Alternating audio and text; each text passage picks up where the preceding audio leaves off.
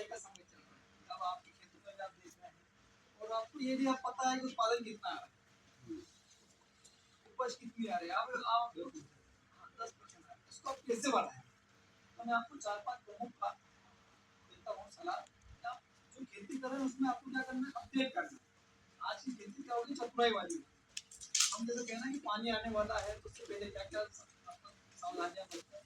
फिर उसी प्रकार सोयाबीन यदि अपन लगा रहे हैं तो आप उस तरह की सावधानियां बरतें, क्या क्या अपन अपनी खेती में सुधार करें कि आपका उत्पादन जो आ रहा है उससे 10 गुना बढ़ जाए, तब जो एक औसत उत्पादन है वो आ जाए आपके पास।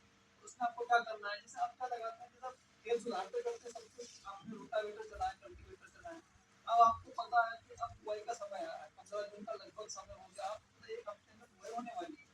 तो इसमें आपको क्या करना है, सबसे पहले तो आपका बीज सीड रेट कितना लेते हैं, बुआई के लिए बीज कितना लेते हैं, तो आपको अनुशंसित करनी है 30 किलो प्रति एकड़। आप कितना लेते हैं,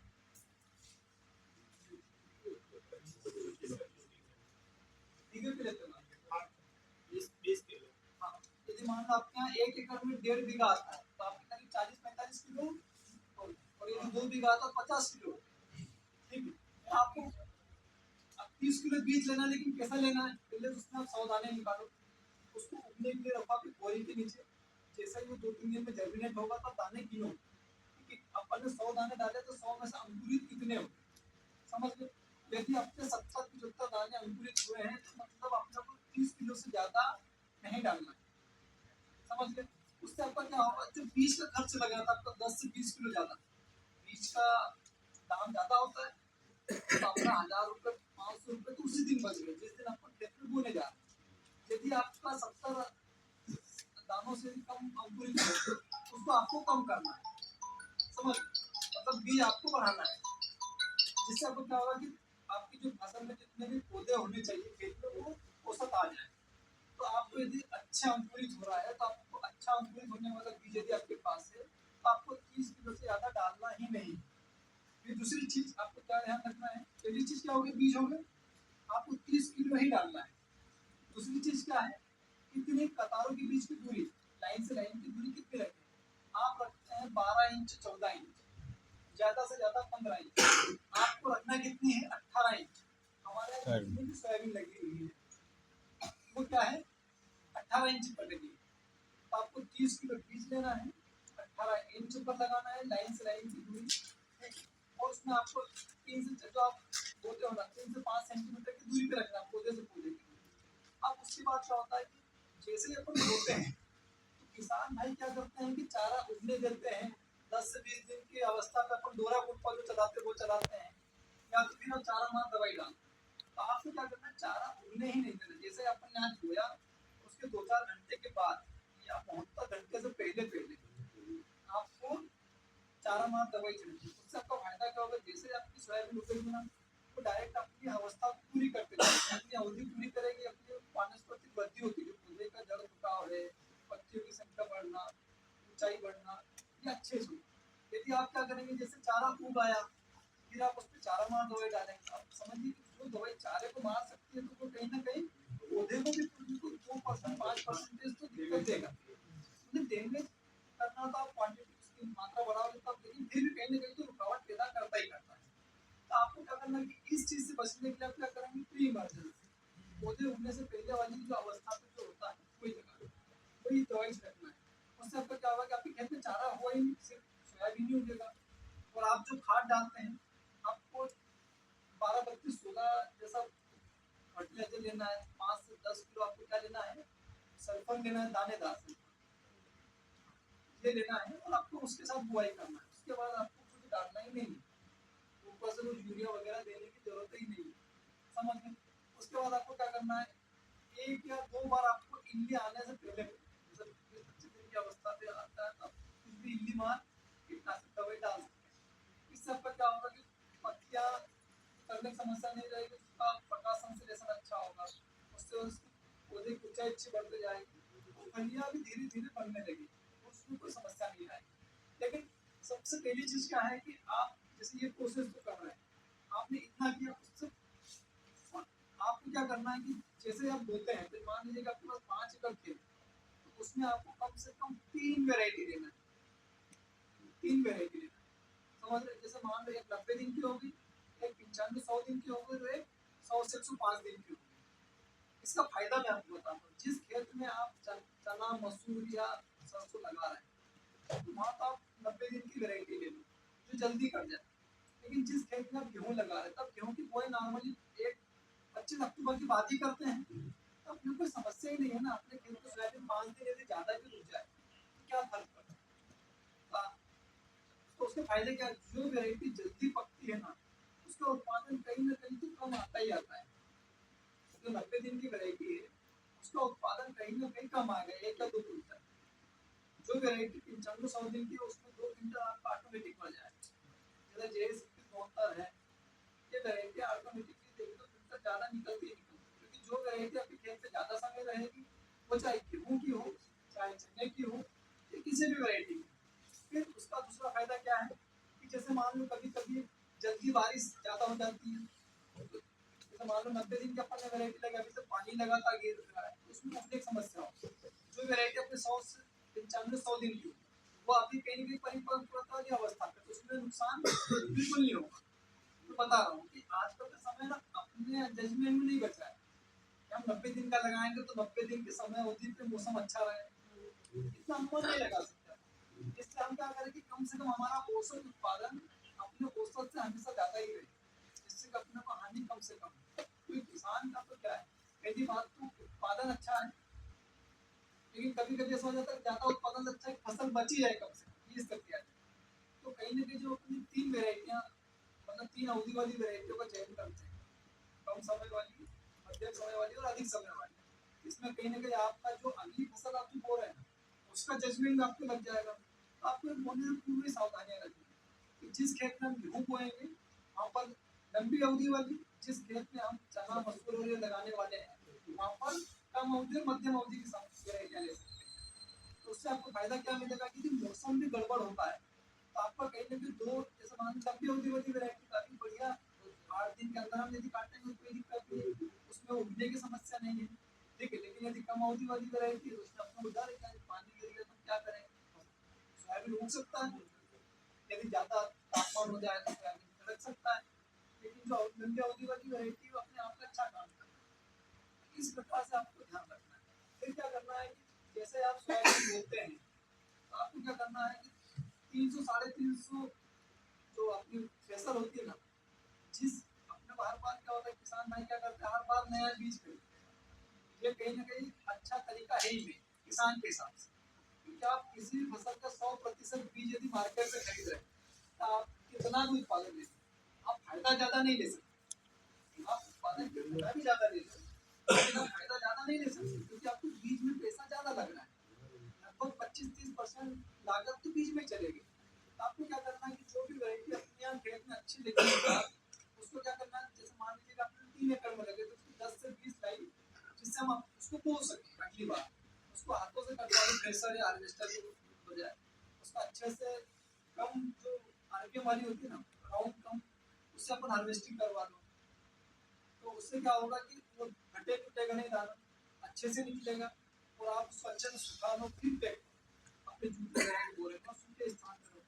फिर यदि मान लो किसी किसान भाई के पास ज्यादा भी बीज रखना और अपने को बाद में किसानों को देना है, तो आप बोरी के ऊपर बोरी ज्यादा नहीं जमाए, क्योंकि सोयाबीन क्या बहुत नाजुक फसल है। जैसे उसका डेल्टा ब्रेक हुआ, उसमें जर्मिनेशन की समस्या आने लग जाएगी। आपको ज्यादा सुखाना भी नहीं है, ज्यादा उसमें नमी भी नहीं होना चाहिए। ये चीज आपको, आप क्या करते हैं, बस आया मार्केट में जो भी बीज आया, आप उसको डायरेक्ट खरीदते हैं और बो देते हैं।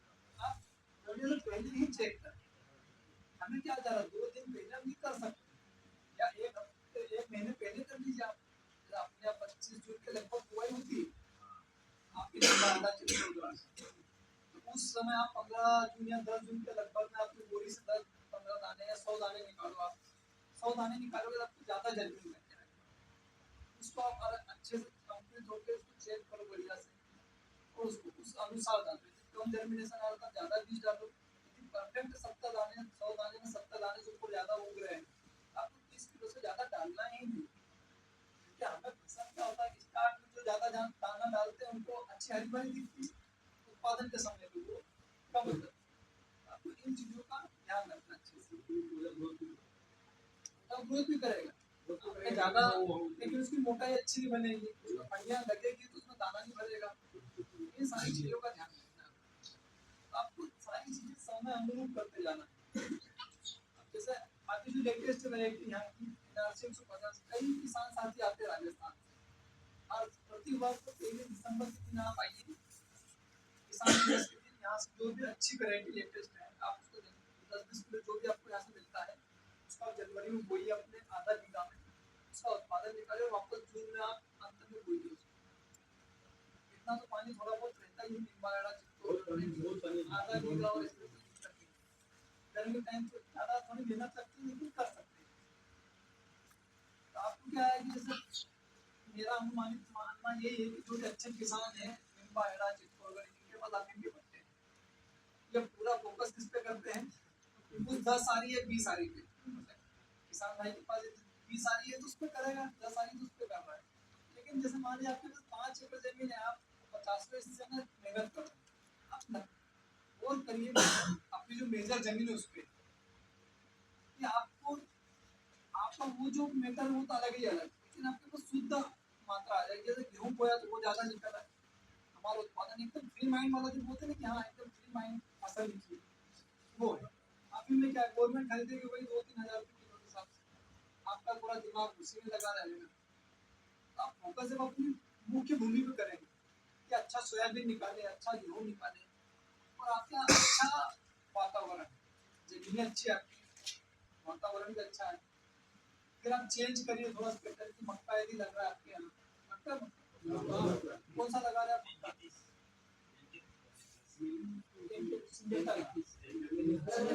आप 90-81 लगाइए, डिका बायर का 9081, बहुत अच्छी वैरायटी है। प्रति एकड़ 4 किलो लगाते हो, कितना उत्पादन लेता है एक एकड़? हमारे यहाँ किसान लेते हैं 50 क्विंटल प्रति एकड़, 4 किलो 50 क्विंटल एक बायर का आता है, डिका 4 किलो की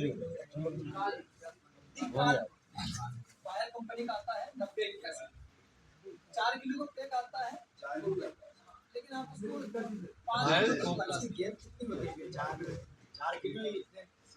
4 किलो ले आवे, 1.5 एकड़ में 4 किलो आ जाती है,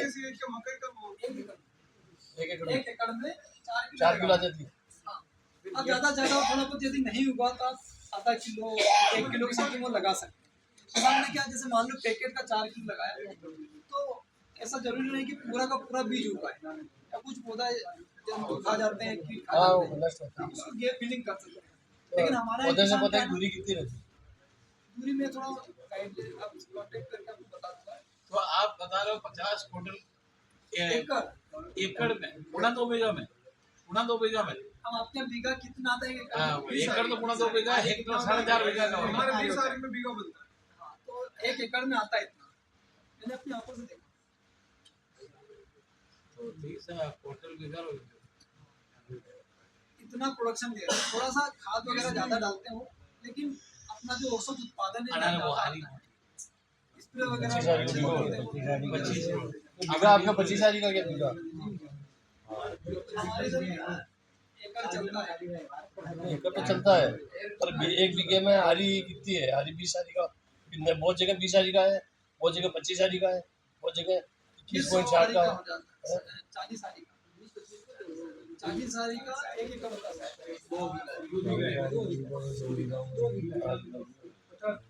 40 साल का यहाँ एकड़ चलता है।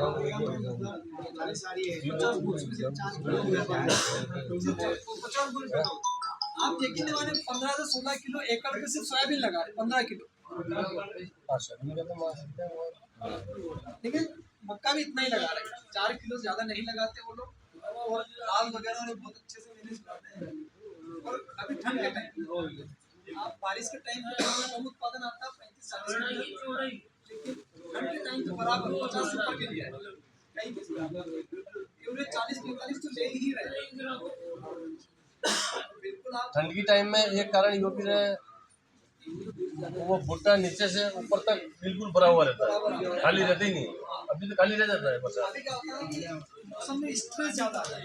कभी टेम्परेचर जैसा आप देखो टेम्परेचर डाउन हुआ, पानी की जो इंटेंसिटी बूंद कितनी से आ रही है उसका भी बहुत फर्क पड़ता है। जैसे मान लो कि आपने लगाई है तो आपको बहुत फायदा होगा। तो आपकी जो मुख्य भूमि है उससे ही आपको ज्यादा उत्पादन आ जाए तो आपको अभी को ज्यादा दिमाग लगाना ही नहीं पड़ेगा। जो निकल रहा है वो उसकी पिक्चर है।